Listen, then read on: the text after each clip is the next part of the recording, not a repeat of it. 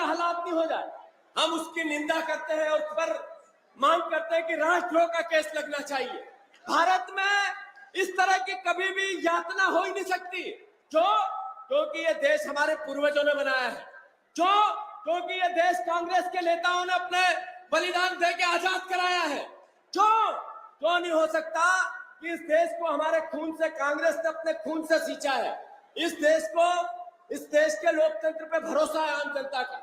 आदरणीय उज्जैन वासियों, आदरणीय प्रदेशवासियों, राहुल गांधी जी एक विजन लेके देश के सामने आए हैं कि इस देश के लोकतंत्र को बचाना है। आप सब साथ दोगे कि नहीं दोगे? हाथ ऊंचे करके बताओ। राहुल गांधी जी ने इस देश में एक नई बात कही है कि आपके वोट के अधिकार को बचाना है। ये राहुल गांधी जी ने क्यों कहा? क्या इससे राजनीतिक कोई लाभ है? क्या इससे कोई आगे आने वाला देश में चुनाव है? राहुल गांधी जी ने यह मुद्दा क्यों लिया हाथ में? क्यों लिया कांग्रेस ने यह मुद्दा हाथ में? ये इसलिए लिया कि देश के वोट पर आम जनता को भरोसा है, देश के लोकतंत्र पे आम नागरिक को, देशभक्त नागरिक को भरोसा है। ये राहुल गांधी जी की बात घर घर होने लगी है। राहुल गांधी जी की बात अब खुलकर बीजेपी के लोग भी, कई सांसद और विधायक कहने लगे हैं कि वोट चोर गद्दी छोड़, वोट चोर। साथियों, नरेंद्र मोदी लगातार देश के लोकतंत्र पर प्रहार कर रहे हैं। पहला जब उन्होंने चुनाव आयुक्त निष्पक्षता से चुना जाता है, देश का चुनाव आयुक्त निष्पक्षता से चुना जाता है, उस चुनाव आयुक्त को चुनने के लिए देश के प्रधानमंत्री, देश के विपक्ष के नेता और मुख्य न्यायालय, सर्वोच्च न्यायालय के न्यायाधीश 3 जने मिलकर देश के मुख्य निर्वाचन आयोग की नियुक्ति करते थे।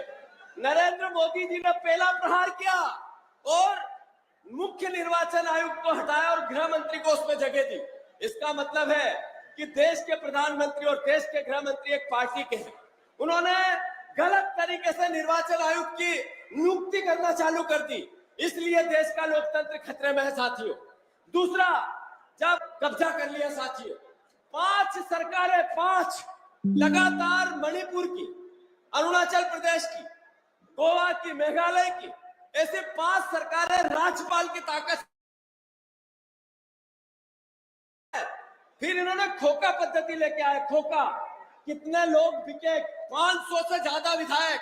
महेश को भी 50 करोड़ का ऑफर था।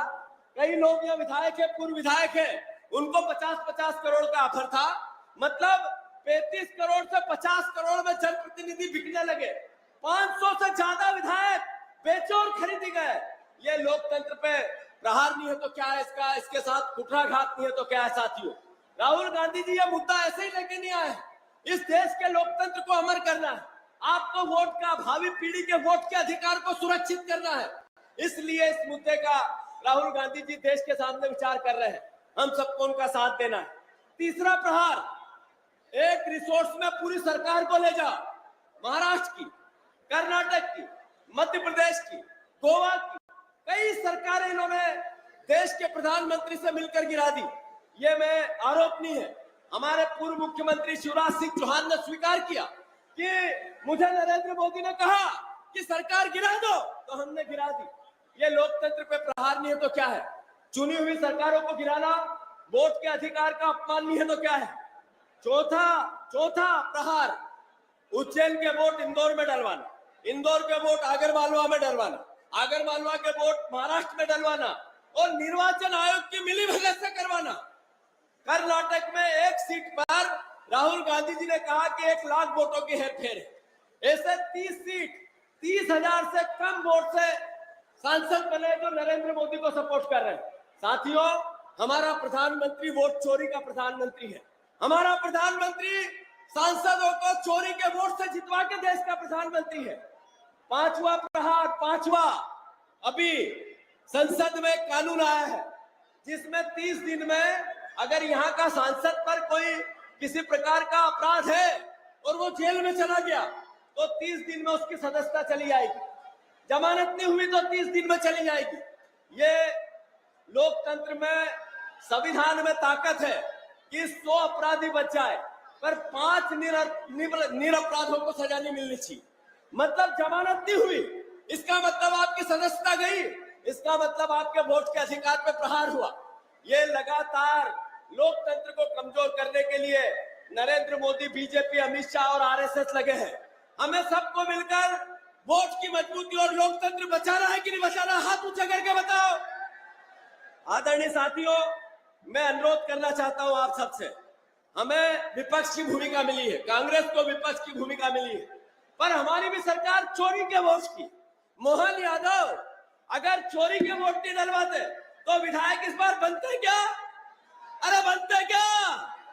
मतलब वो चोरी के वोट से मोहन यादव विधायक बने जब तो मुख्यमंत्री बने। सही है कि गलत?